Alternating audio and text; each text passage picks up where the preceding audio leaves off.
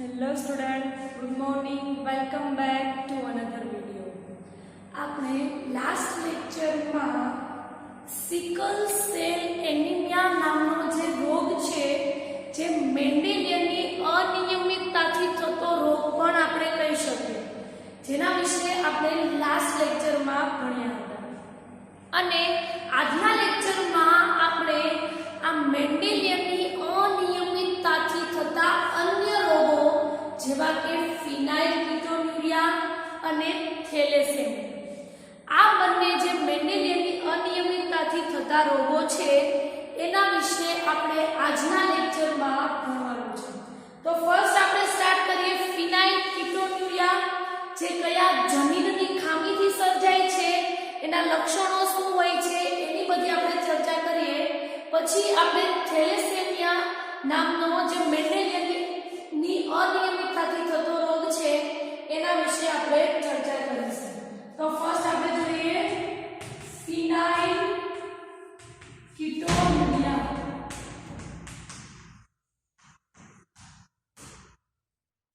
આ ફિનાઇલકીટોન્યુરિયા જે રોગ છે એની આપણે વાત કરીએ તો આ જે રોગ છે એ જન્મજાત ચયાપચયની ખામી હોય છે. એક્ઝામ્પલ આપું, જેવી રીતે દૈહિક પ્રચ્છદના જનીનોમાં વિકૃતિ થાય છે અને શું થાય છે કે દૈહિક પ્રચ્છદ જનીનોમાં વિકૃતિ થશે તો એ વિકૃતિ પિતૃમાંથી સંતતિમાં ઉતરી આવે છે. મતલબ કે આનુવંશિકતા થયું, પિતૃમાં જે વિકૃતિ હતી જનીનોમાં એ જ વિકૃતિ એની સંતતિમાં આવે છે. એવી જ રીતે આ જન્મજાત ચયાપચયની ખામી હોય છે કે જે પિતૃમાં જન્મજાત ચયાપચયની ખામી હશે તો એની જે સંતતિ હશે એમાં પણ આ ચયાપચયની ખામી જોવા મળશે. તો આપણે એને જન્મજાત ચયાપચયની ખામી પણ કહી શકીએ. તો ફર્સ્ટ અહીંયા આપણે લખીએ જન્મજાત ચયાપચયની ખામી. આપણે એક્ઝામ્પલ આપવું હોય તો એવી રીતે આપી શકીએ કે આ જન્મજાત ચયાપચયની ખામી પણ દૈહિક પ્રચ્છદ જનીનોમાં જેવી રીતે વિકૃતિ આવે છે અને દૈહિક પ્રચ્છદ જનીનોમાં જે વિકૃતિ હશે એની સંતતિમાં ઉતરી આવે છે, એવી જ રીતે આ ખામી પણ એની સંતતિમાં ઉતરી આવે છે. તો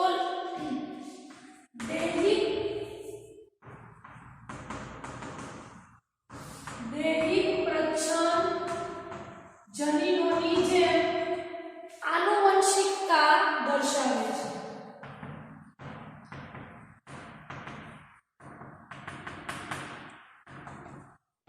અહીંયા એમસીક્યુ માટે યાદ રાખવા જેવી લાઈન એવી રીતે પૂછી શકે, નીચેના પૈકી કયો મેન્ડેલિયનની અનિયમિતતાથી થતો રોગ છે જે જન્મજાત ચયાપચયની ખામી દર્શાવે છે? તો એમાં આન્સર આવશે ફિનાઇલકીટોન્યુરિયા, જે જન્મજાત ચયાપચયની ખામી દર્શાવે છે. તો એમસીક્યુમાં આ ના ભરાય. હવે આપણે જોઈએ જે રોગ છે એને થોડો ડિટેલમાં જોઈએ. ફર્સ્ટ આપણે જોઈએ ફિનાઇલ. આપણે છઠ્ઠા ચેપ્ટરમાં જોયું હતું 20 પ્રકારના અલગ અલગ આપણે એમિનો એસિડ જોયા હતા જે આપણા શરીરમાં હોય છે, જેમાં ધન વીજભાર કયા છે, ગુણ વીજભાર કયા છે, ન્યુટ્રલ કયા છે, એવી રીતે અલગ અલગ આપણે જોયું હતું. જેમાં મેં તમને 20 પ્રકારના જે એમિનો એસિડ છે એમાં નામ લખાયા હતા. એમાંનો એક એમિનો એસિડ હતો જેનું નામ હતું ફિનાઇલએલેનિન. આ ફિનાઇલએલેનિન નામના એમિનો એસિડ ઉપરથી અહીંયા ફિનાઇલ એવો શબ્દ રાખ્યો છે. હું ફરીથી રિપીટ કરું છું, ફિનાઇલકીટોન્યુરિયા જે રોગ છે એમાં આપણે ફિનાઇલનો મતલબ સમજવાનો છે. ફિનાઇલ જે છે એનું પૂરું નામ જોવા જઈએ તો ફિનાઇલએલેનિન, જે એમિનો એસિડ છે. હવે થાય છે શું એ જોઈએ. પહેલા આપણે વાત કરીએ ફિનાઇલએલેનિન જે છે એનું સામાન્ય વ્યક્તિઓમાં શું થાય છે અને જે કીટોન્યુરિયા વાળા જે વ્યક્તિ છે એના શરીરમાં શું થાય છે, બંને આપણે કમ્પેર કરીએ. તો ફર્સ્ટ આપણે જોઈએ સામાન્ય વ્યક્તિમાં કેવું થાય છે. મારામાં તમારામાં જે આપણે સામાન્ય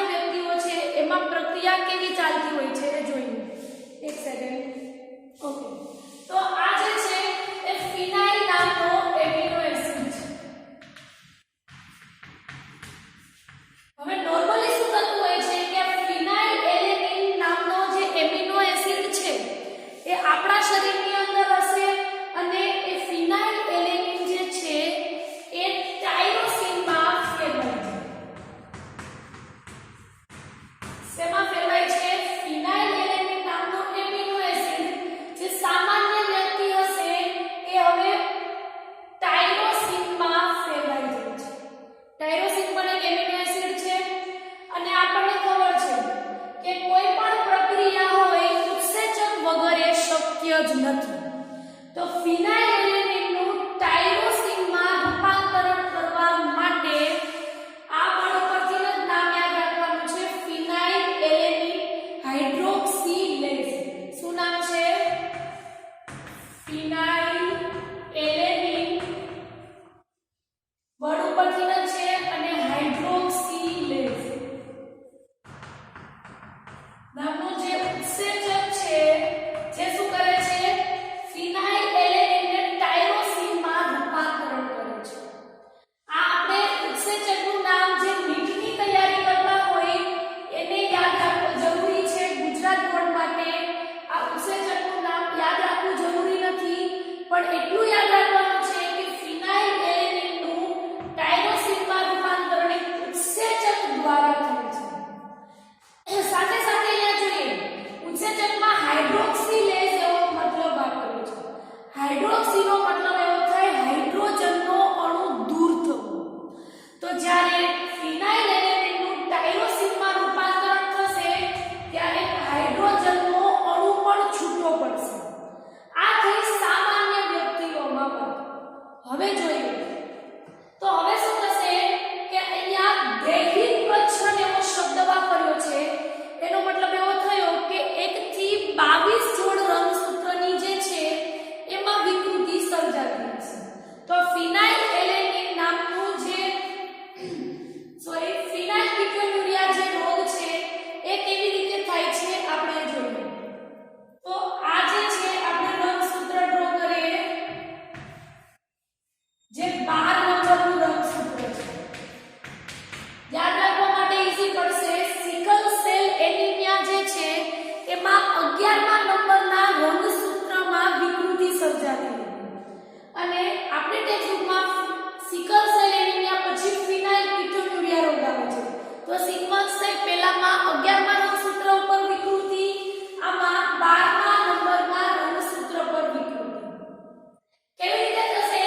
તો અહીંયા જે જનીનો આવેલા હશે એ જનીનો જે છે એમાં વિકૃતિ સર્જાશે અને વિકૃતિ સર્જાશે જેના લીધે આ ફિનાઇલ એલેનિન નામનો જે હાઇડ્રોક્સિલેઝ નામનો જે ઉત્સેચક છે એની ઉણપ સર્જાશે. ફરીથી રિપીટ કરું છું. 12મા નંબરના રંગસૂત્રમાં જે જનીનો હશે એમાં વિકૃતિ સર્જાશે જેના લીધે આ ફિનાઇલ એલેનિન હાઇડ્રોક્સિલેઝ ઉત્સેચક જે છે જે શું કરે છે? ફિનાઇલ એલેનિનનું ટાયરોસિનમાં રૂપાંતરણ કરે છે. પણ શું થાય છે કે આ જનીનમાં વિકૃતિ આવશે એટલે ઉત્સેચકની ઉણપ થશે. ઉત્સેચકની ઉણપ થશે એટલે હવે આ ઉત્સેચક કાર્ય નહીં કરી શકે. કાર્ય કરી શકે જ્યારે એ પૂરતા પ્રમાણમાં હોય ત્યારે. પૂરતા પ્રમાણમાં હશે જ નહીં, એની ઉણપ હશે તો એ આનું રૂપાંતરણ કરી જ નહીં શકે. તો હવે શું થશે? તો હવે આપણા શરીરની અંદર આ ફિનાઇલ એલેનિનનો જથ્થો થઈ જશે. જ્યાં સુધી આ ઉત્સેચક હતો ત્યાં સુધી આ ટાયરોસિનમાં રૂપાંતરણ કરતું હતું અને પાણીના અણુ પણ છૂટા પડતા હતા. પણ અહીંયા હવે શું થાય છે? ઉત્સેચકની જ ઉણપ થઈ જાય છે જેના લીધે આપણા શરીરમાં ફિનાઇલ એલેનિન જે છે એનો જથ્થો થઈ જશે. ક્યારે? જ્યારે જનીનમાં વિકૃતિ થશે, ઉત્સેચકની ઉણપ થશે ત્યારની વાત છે. ત્યારબાદ ધીમે ધીમે શું થશે? તો હવે આ ફિનાઇલ એલેનિન જે છે એનું ટાયરોસિનમાં રૂપાંતરણ નહીં થાય પણ શેમાં થશે? તો ફિનાઇલ પાયરુવિક એસિડ. આ શબ્દ આપણે 11મા ધોરણમાં પણ સાંભળેલો છે. ઉત્સેચકની ઉણપ થશે એટલે હવે આ ફિનાઇલ એલેનિન નામનો જે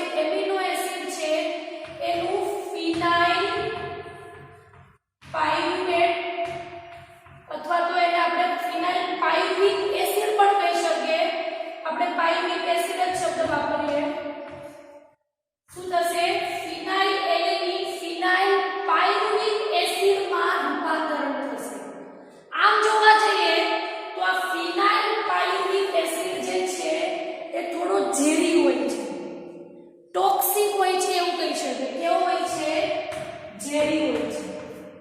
અને આ ફિનાઇલ પાયરુવિક એસિડ જે છે એ હવે જશે, એનો જથ્થો ભેગો થશે એટલે આપણા મગજમાં જશે. ક્યાં જશે? આપણા મગજમાં જશે. અને જ્યારે આ ફિનાઇલ પાયરુવિક એસિડ આપણા મગજમાં જશે ત્યારે આપણને માનસિક નબળાઈ આવી જશે.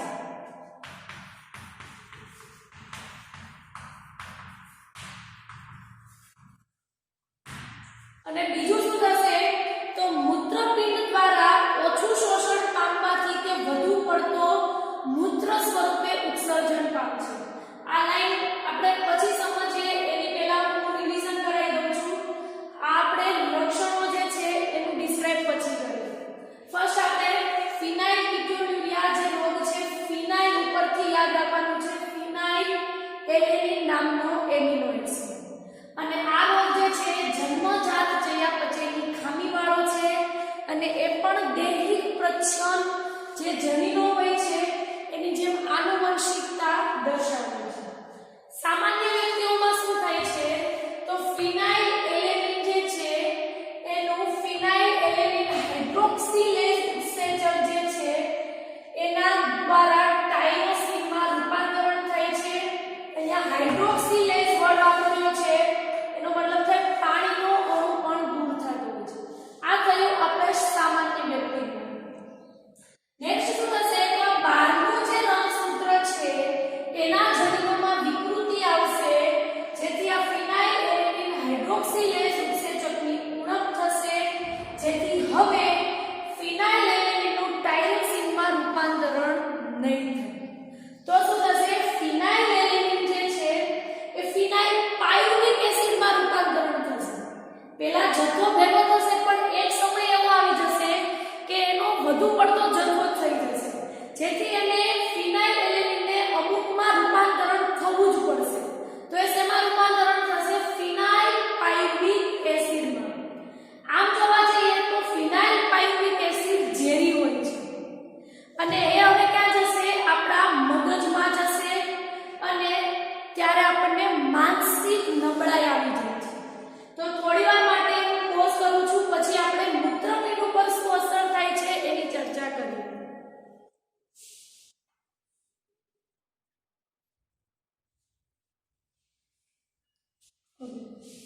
અને ત્યારબાદ શું થશે? તો આ જે ફિનાઇલ એલેનિન જે છે જે મૂત્રપિંડ દ્વારા ઓછું શોષણ પામતો હોવાથી મૂત્રપિંડ દ્વારા ઓછું શોષણ પામવાથી એક સેકન્ડ તે શું થશે? ઓછો શોષણ પામવાથી મૂત્ર સ્વરૂપે તેનો વધુ પડતો વ્યય થશે. ક્લિયર? તો આ થયું ફિનાઇલ કીટોન્યુરિયા. તો આપણે ફિનાઇલ કીટોન્યુરિયાનો અભ્યાસ પછી આપણે હવે થેલેસેમિયા જે મેન્ડેલિયમની અનિયમિતતાથી થતો એક અન્ય રોગ છે અને આ છેલ્લો રોગ છે જે આપણે ટેક્સ્ટબુકમાં જેટલા મેન્ડેલિયમની અનિયમિતતાના રોગો આપ્યા છે એમાંથી આ થેલેસેમિયા લાસ્ટ છે. તો આપણે જોઈએ થેલેસેમિયા શેનાથી થાય છે, કેવા પ્રકારનો હોય છે, કયા જનીનોમાં ખામી સર્જાય છે એ બધું. એની પહેલા નીટની તૈયારી કરતા હોય એ સ્ટુડન્ટ ફિનાઇલ કીટોન્યુરિયામાં કયા રંગસૂત્રમાં વિકૃતિ સર્જાય છે અથવા તો ખામી સર્જાય છે એ યાદ રાખવાનું છે 12મા નંબરના રંગસૂત્ર ઉપર. ક્લિયર?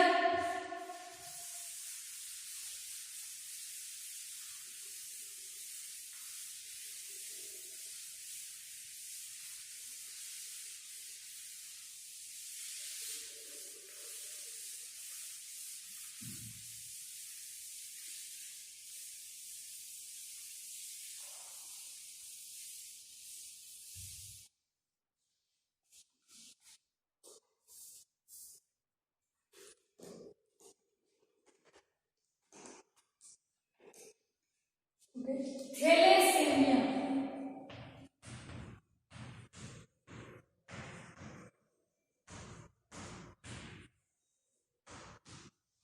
થેલેસેમિયા તમે વર્ડ સાંભળ્યો જ હશે, ઘણી વખત આવતો હોય છે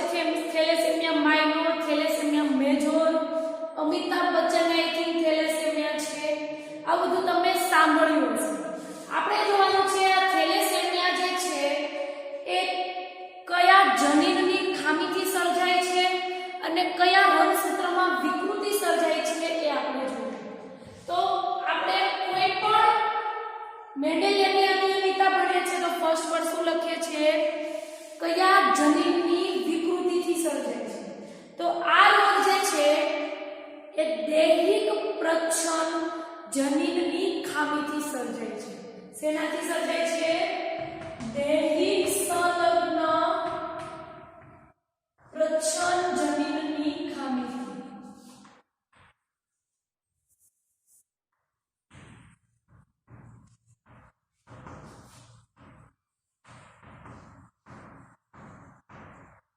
જે એમસીક્યુ માટે ખાસ યાદ રાખવાનું છે. અને બીજું યાદ રાખવાનું છે કે આ જે થેલેસેમિયા જે રોગ છે એ કહેવાય છે રુધિરને લગતો રોગ, અથવા તો કહી શકીએ કે થેલેસેમિયા જે છે રુધિર રોગ છે એવું પણ આપણે કહી શકીએ. શું છે થેલેસેમિયા? રુધિર રોગ. તમે સાંભળ્યું હશે કે જે વ્યક્તિને બ્લડ કેન્સર હોય એ બ્લડ કેન્સર વાળા વ્યક્તિને વારંવાર બ્લડ ડોનેટ કરવું પડે છે. એવી જ રીતે જે વ્યક્તિને થેલેસેમિયા હોય એને થોડા ટાઈમે આખા બોડીનું જે બ્લડ છે એ એક્સચેન્જ કરવું પડે છે. તો આવી રીતે થેલેસેમિયા જે છે એમસીક્યુ માટે યાદ રાખવાનું છે રુધિર રોગ છે. નેક્સ્ટ આપણે જોઈએ કે આ થેલેસેમિયા જે રોગ છે એ એની સંતતિમાં ક્યારે ઉતરી આવે. આમ જોવા જઈએ તો થેલેસેમિયા જે પણ કોઈ વ્યક્તિને હોય એ લાંબુ જીવન જીવી શકતો જ નથી. તો એની સંતતિમાં કેવી રીતે ઉતરી આવતું હશે? તો જ્યારે માતા અને પિતા એટલે કે આ બંને પિતૃઓ જ્યારે વાહક હશે ત્યારે આ રોગ એની સંતતિમાં ઉતરી આવશે. ક્યારે આવશે? જ્યારે બંને પિતૃ આ રોગના વાહક હોય ત્યારે એની સંતતિમાં ઉતરી આવશે. આપણે લાસ્ટ લેક્ચર સુધીમાં તમને એટલું સમજાઈ ગયું હશે કે જે પણ કોઈ વ્યક્તિ રોગનું વાહક હોય એને આપણે એ રોગ થયો એવું કહી ના શકીએ, પણ એ વ્યક્તિ દ્વારા એની સંતતિમાં આ રોગ ઉતરી આવશે. પણ જે વ્યક્તિ વાહક હશે એને આપણે રોગિષ્ટ કહી શકીએ નહીં.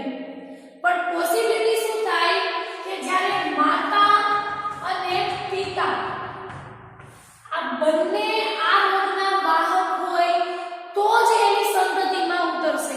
આ વાક્ય ખાસ યાદ રાખજો. એક વાહક હશે અને એક સામાન્ય હશે તો એની સંતતિમાં નહીં આવે. સંતતિમાં આ રોગ ક્યારે આવશે? જ્યારે બંને પિતૃ એના વાહક હોય. આપણે એક્ઝામ્પલ માટે સમજીએ. જસ્ટ ફોર એક્ઝામ્પલ છે, આપણે એના જનીનનું નામ કેવું કંઈ આપણે નથી જોવાનું. આ બે રંગસૂત્ર છે, માતાના રંગસૂત્ર છે.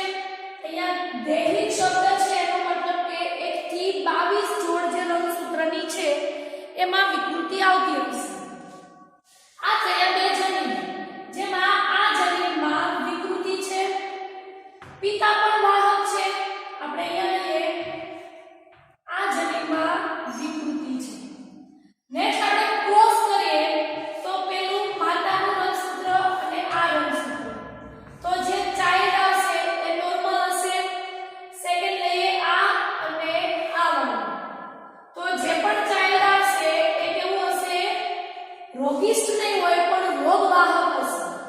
થર્ડ આપણે લઈએ તો એ થર્ડ ચાઇલ્ડ પણ કેવું હશે?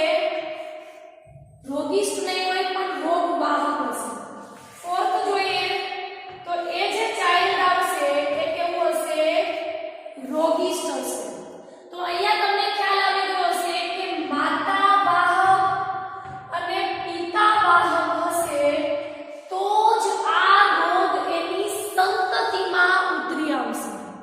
આપણે બીજું એક્ઝામ્પલ લઈએ કે સપોઝ માતા વાહક હોય અને પિતા સામાન્ય હોય તો એની સંતતિમાં ઉતરી આવે છે કે નથી ઉતરી આવતું?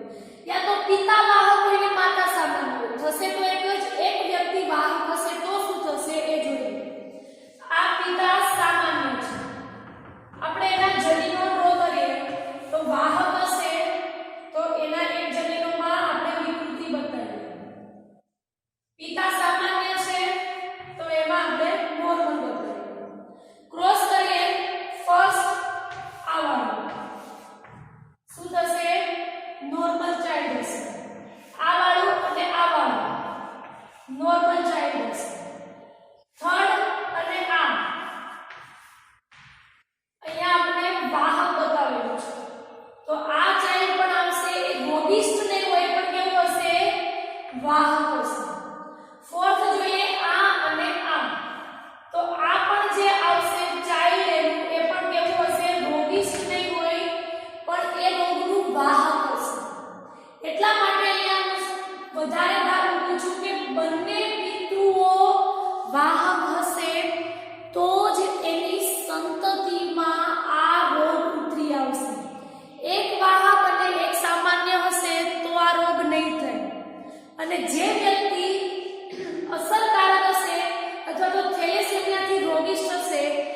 વ્યક્તિ લાંબુ જીવન જીવી જ નથી શકતો.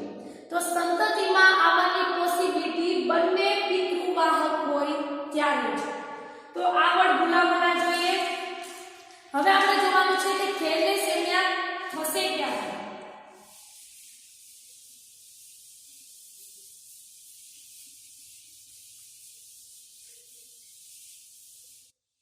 આપણને ખબર છે થેલેસેમિયા જે છે કે કોઈ પણ રોગ હોય, જનીનોમાં વિકૃતિ થશે અને એના લીધે થેલેસેમિયા થશે.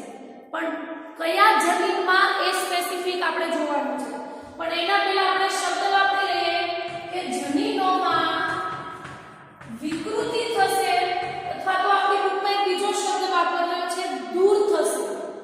તો ત્યારે આ થવાની પોસિબિલિટી હોય છે. કેવી રીતે થશે અને કયા જનીનમાં વિકૃતિ થશે એ આપણે જોઈએ. તો એની પહેલા આપણે જોઈએ તો રુધિર જે છે, રુધિરમાં શું આવેલું હોય છે? હિમોગ્લોબિન. હિમોગ્લોબિનની આપણે શૃંખલા જોઈએ.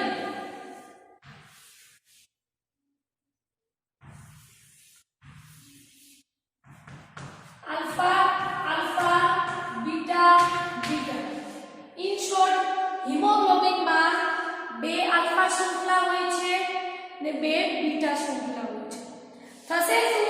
તો હવે જ્યારે જનીનોમાં વિકૃતિ આવશે એના લીધે આ હિમોગ્લોબિનની જે આલ્ફા શૃંખલા અને બીટા શૃંખલા જે છે એના સંશ્લેષણમાં ઘટાડો થશે. કયા જનીનમાં વિકૃતિ થાય છે એ આપણે ચર્ચા કરીશું.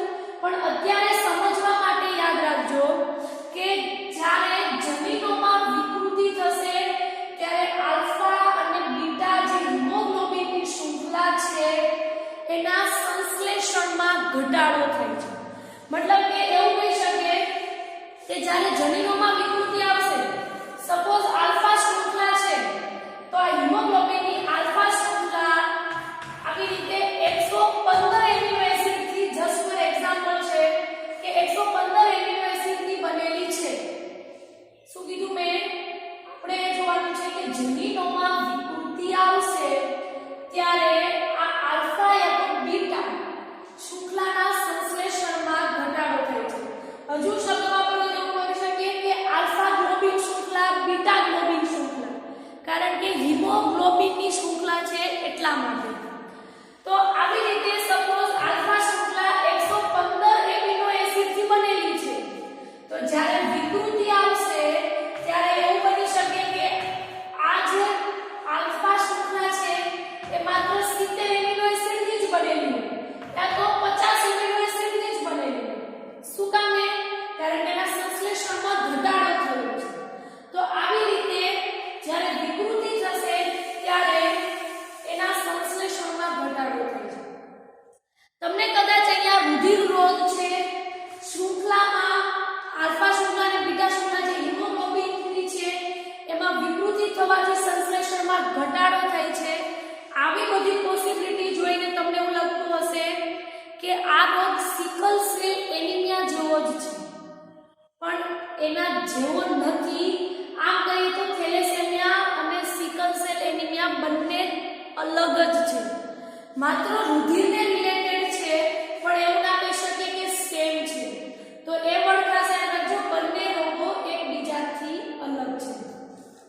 હવે જોઈએ તો આ જે તમે જોયું, હવે આપણે જોવાનું છે કે થેલેસેમિયા 2 પ્રકારના હોય છે. કેટલા પ્રકારના હોય છે? થેલેસેમિયા આપણે પ્રોપર સરખી રીતે લખીએ. થોડી વાર માટે ક્લોઝ કરું છું કારણ કે આખો ક્વેશ્ચન ઇમ્પોર્ટન્ટ છે. સરખું આટલી જગ્યામાં નહીં સમજાય, તો અહીંયા સુધી થોડી સેકન્ડ માટે ક્લોઝ કરું છું. પછી આપણે જોઈએ થેલેસેમિયાના પ્રકાર.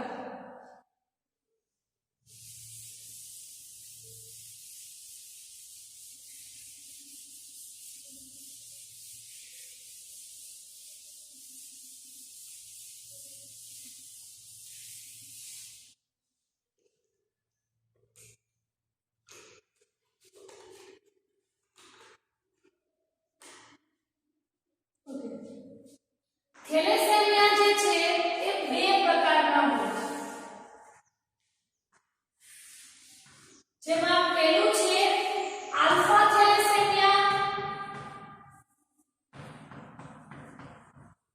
બીજું છે બીટા થેલેસેમિયા।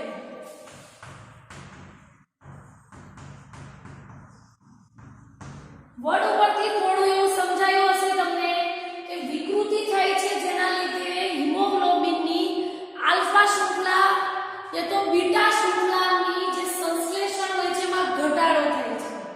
તો જો આલ્ફા શૃંખલાના સંશ્લેષણમાં વિકૃતિ આવે તો ઘટાડો થાય તો એને આપણે આલ્ફા થેલેસેમિયા કહીએ છીએ। અને જો હિમોગ્લોબિનની બીટા ગ્લોબિનની શૃંખલાના સંશ્લેષણમાં ઘટાડો થાય તો એને આપણે બીટા થેલેસેમિયા કહીએ છીએ। તો આ વર્ડ તમને યાદ રાખવામાં ઈઝી પડશે।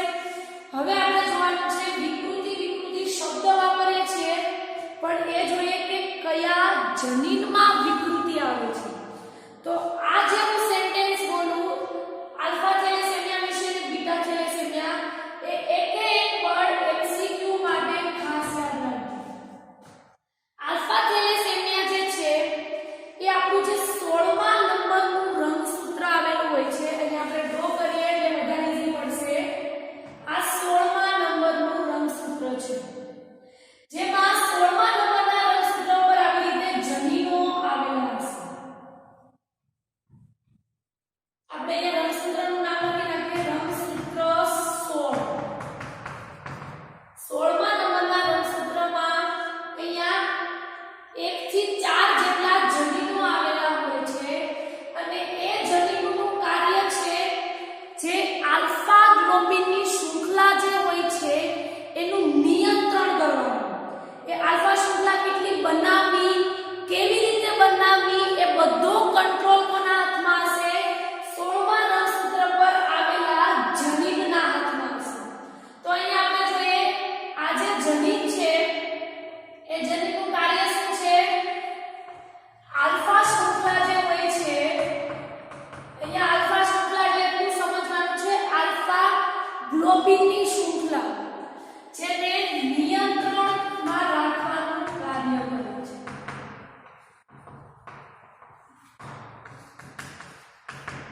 અને આપણે એના જનીનોના નામ જોઈએ તો એના આ જે જનીનો છે એમાં જનીનોના નામ છે નીચે લખું છું HBA અને એક સેકન્ડ ઓકે બરાબર છે HBA1 અને HBA2 અહીંયા નામ લખવાની બિલકુલ જરૂર નથી। HB નો મતલબ થાય હિમોગ્લોબિન અને હિમોગ્લોબિનમાં કેટલી શૃંખલા આવેલી હોય છે 2 આલ્ફા અને બીટા। એના આલ્ફા ઉપરથી અહીંયા વર્ડ લખ્યો છે A। તો આ જે આલ્ફા થેલેસેમિયામાં આ જે HbA1 અને HbA2 આ બંને જનીનો આલ્ફા શૃંખલાનું નિયંત્રણમાં રાખવાનું કાર્ય કરે છે। થશે શું તો હવે ઇન કેસ આ જનીનોમાં વિકૃતિ આવી એ પછી એક જનીનમાં પણ આવી શકે 4 જનીનમાં પણ આવી શકે અથવા તો એવું કહી શકીએ 1 કે 4 જનીનમાંથી કોઈ પણ જનીનમાં વિકૃતિ આવી શકે। અને વિકૃતિ આવશે એટલે શું થશે તો આ જે આલ્ફા જે શૃંખલા છે એના સંશ્લેષણમાં ઘટાડો થશે। કેવી રીતે થશે તો એમિનો એસિડ જે હોય છે આપણે જોઈએ એમિનો એસિડ જે છે પ્રોટીન શેના બનેલા હોય છે એમિનો એસિડ અને હિમોગ્લોબિન શેના બનેલા હોય છે પ્રોટીન। તો ઇન શોર્ટ આપણે કહી શકીએ કે આલ્ફા શૃંખલા જે હશે એ એમિનો એસિડથી બનેલી હશે। નિયંત્રણ કોણ કરે છે આ જનીન પણ જનીનોમાં જ વિકૃતિ આવશે તો શું થશે એના સંશ્લેષણમાં ઘટાડો થશે અને સંશ્લેષણમાં ઘટાડો થશે તો સપોઝ આ આલ્ફા શૃંખલા 115 એમિનો એસિડથી બનેલી હશે તો વિકૃતિ થશે ત્યારે 75 70 યા તો 50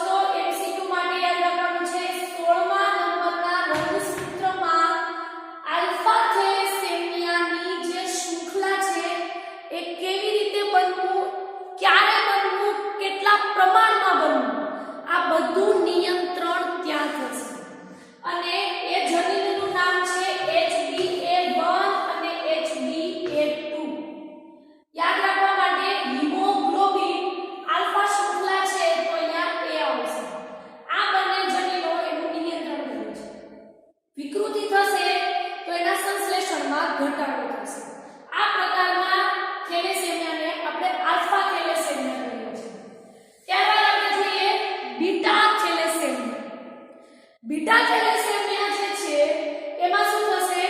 તો હવે અહીંયા બંને વર્ડ યાદ રાખવાના છે.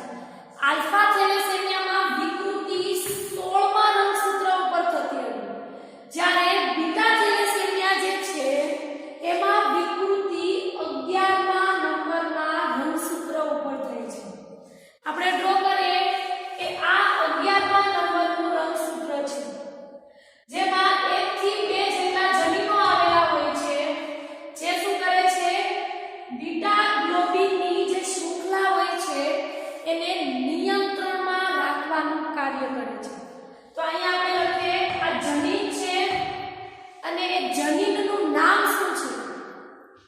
જેવી રીતે આલ્ફા શૃંખલા જે ગ્લોબિનની છે એનું નિયંત્રણ HB એ જનીન દ્વારા થાય છે, એવી રીતે બીટા થેલેસેમિયામાં આ જે બીટા શૃંખલા હોય છે એનું જનીનનું નિયંત્રણ HBB જનીન દ્વારા થાય છે. અહીંયા HB નો મતલબ થાય હિમોગ્લોબિન અને B નો મતલબ થાય હિમોગ્લોબિનની જે બીટા શૃંખલા છે એની સંશ્લેષણમાં ઘટાડો થાય છે. તો આપણે અહીંયા જોયું આ 11મા નંબરનું રંગસૂત્ર છે અને એના જનીન જે છે એ શું કરે છે? બીટા ગ્લોબિનની શૃંખલાનું નિયંત્રણ કરે છે અને જનીનનું નામ છે HBB. હવે આમાં વિકૃતિ આવશે તો શું થશે કે જે બીટા ગ્લોબિનની જે શૃંખલા છે, આ બીટા ગ્લોબિનની શૃંખલા જે છે એના સંશ્લેષણમાં ઘટાડો થશે. સંશ્લેષણમાં ઘટાડો થશે તો સપોઝ 75 એમિનો એસિડ ત્યાં બીટા શૃંખલા બની હોય તો 15 થઈ જાય, 20 થઈ જાય, એટલા એમિનો એસિડની શૃંખલા બનશે. તો આવી રીતે એના સંશ્લેષણમાં ઘટાડો થશે અને આ વિકૃતિ જે છે એ એક યા તો 2 જનીન દ્વારા થાય છે. તો આ થયું આલ્ફા થેલેસેમિયા અને બીટા થેલેસેમિયા. આ બંને થેલેસેમિયાના જ પ્રકાર છે. તો થોડીવાર માટે વિડિયો પોઝ કરું છું, પછી આપણે કન્ટિન્યુ જોઈએ.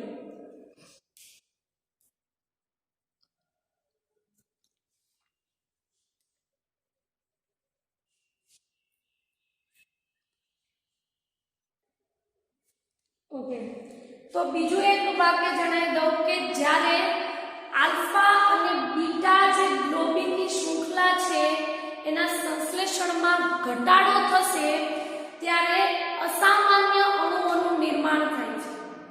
અને અસામાન્ય અણુઓનું નિર્માણ થાય છે ત્યારે આપણે એવું કહી શકીએ કે એના પરિણામે એનિમિયા થાય છે એવું પણ કહી શકીએ, કારણ કે એના લક્ષણો એમાં મતલબ કે એનિમિયા જેવા લક્ષણો આમાં દેખાતા હોય છે. એટલા માટે પણ ખાલી ક્યારે દેખાય છે? જ્યારે આલ્ફા અને બીટા ગ્લોબિનની શૃંખલાના સંશ્લેષણમાં ઘટાડો થાય છે ત્યારે અસામાન્ય અણુઓ જે છે એનું નિર્માણ થાય છે ત્યારે.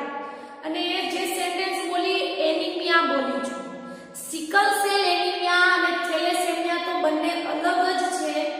હું એનિમિયા ક્યારે થાય છે એમસીક્યુ માટે યાદ રાખવાનું છે કે જ્યારે આલ્ફા અને બીટા ગ્લોબિનની સંશ્લેષણમાં ઘટાડો થશે ત્યારે અસામાન્ય અણુઓનું નિર્માણ થાય છે, જેના પરિણામે એનિમિયા સર્જાય છે.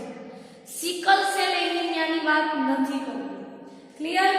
તો હવે થેલેસેમિયા જે છે એ મેન્ડેલિયનની અનિયમિતતાથી થતો રોગ છે, જેનો આપણે હવે મેન્ડેલિયનની અનિયમિતતાથી થતા જે રોગો છે એ બધા રોગોનો આપણે અભ્યાસ કરી ચૂક્યા છીએ. નેક્સ્ટ લેક્ચરમાં આપણે હવે આજે રંગસૂત્રીય અનિયમિતતાથી થતા જે રોગો છે એના વિશે ભણીશું. એ પહેલા હોમવર્કમાં ક્વેશ્ચન આવે.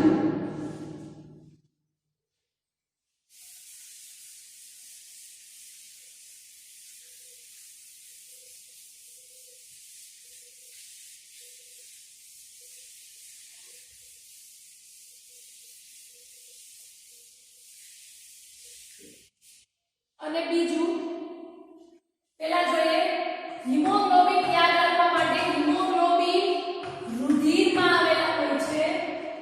ત્યારબાદ હિમોગ્લોબિન બનેલા શેના હોય છે? પ્રોટીનના પ્રોટીન શેના બનેલા હોય છે? Amino acid. આ સિક્વન્સ ભૂલાવી ના જોઈએ, કારણ કે આને રિલેટેડ જ બધા સેન્ટેન્સ જોવા મળે છે. પછી તમે કન્ફ્યુઝ ના થાઓ. હિમોગ્લોબિન રુધિરમાં આવશે, એટલા માટે અહીંયા રુધિર રોગ લખવાનું કારણ શું છે? કારણ કે હિમોગ્લોબિનના અણુ જે હોય છે એના સંશ્લેષણમાં ઘટાડો થાય છે, એટલા માટે અહીંયા રુધિર રોગ લખ્યો છે, કારણ કે રુધિરમાં આવેલા છે. ત્યારબાદ હિમોગ્લોબિન બનેલા શેના હોય છે? પ્રોટીનના. પ્રોટીન શેના બનેલા હોય છે? Amino acid. એક એમિનો એસિડ બીજા એમિનો એસિડ સાથે પેપ્ટાઇડ બંધ દ્વારા જોડાશે અને આવી રીતે 20 એમિનો એસિડ આવી રીતે એકબીજા સાથે જોડાઈ અને પ્રોટીન બનાવે છે, અને પ્રોટીન હિમોગ્લોબિન બનાવે છે. તો એટલા માટે અહીંયા મેં કીધું હતું કે જ્યારે હિમોગ્લોબિનની સંશ્લેષણમાં ઘટાડો થશે ત્યારે એમિનો એસિડમાં ઘટાડો થાય છે, કારણ કે ઇનડાયરેક્ટલી જોવા જઈએ તો હિમોગ્લોબિન પ્રોટીનના બનેલા છે, પણ પ્રોટીન તો એમિનો એસિડના જ બનેલા છે. તો આ જે સેન્ટેન્સ છે એ ત્રણે ત્રણ ભૂલાવું ના જોઈએ.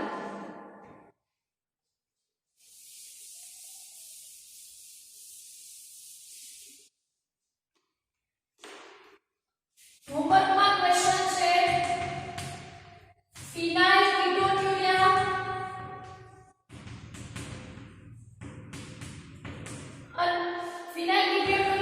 એક વાર લખવાનો છે, થેલેસેમિયા બે વાર લખવાનો છે. હજુ એક વખત રિપીટ કરું છું. આલ્ફા થેલેસેમિયા 16મા રંગસૂત્રના જનીનમાં વિકૃતિ થાય છે એટલે થાય છે, અને બીટા 11મા નંબરના રંગસૂત્રમાં વિકૃતિ થાય છે ત્યારે. એ પણ કેટલા જનીનોમાં વિકૃતિ થાય છે? તો આલ્ફા 1 કે 4 જનીનમાં વિકૃતિ થશે ત્યારે આલ્ફા થેલેસેમિયા થશે, અને બીટા થેલેસેમિયા 1 કે 2 જનીનમાં વિકૃતિ થશે ત્યારે બીટા થેલેસેમિયા થશે. જનીનના નામ પણ જોઈ લઈએ. આલ્ફા જે થેલેસેમિયા છે એનું આલ્ફા ગ્લોબિનની શૃંખલાનું નિયંત્રણ કોણ કરે છે?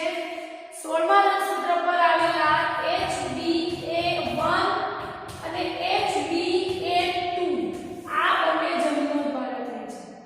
બીટા ગ્લોબિનની શૃંખલાનું નિયંત્રણ 11મા રંગસૂત્રમાં આવેલા HbB જનીન દ્વારા થાય છે. તો આટલું MCQ માટે ભૂલાવું ના જોઈએ. અને પ્લસ થેલેસેમિયા એક રુધિર રોગ છે. સંતતિમાં બંને પિતૃ વાહક હશે ત્યારે જ ઉતરી આવશે.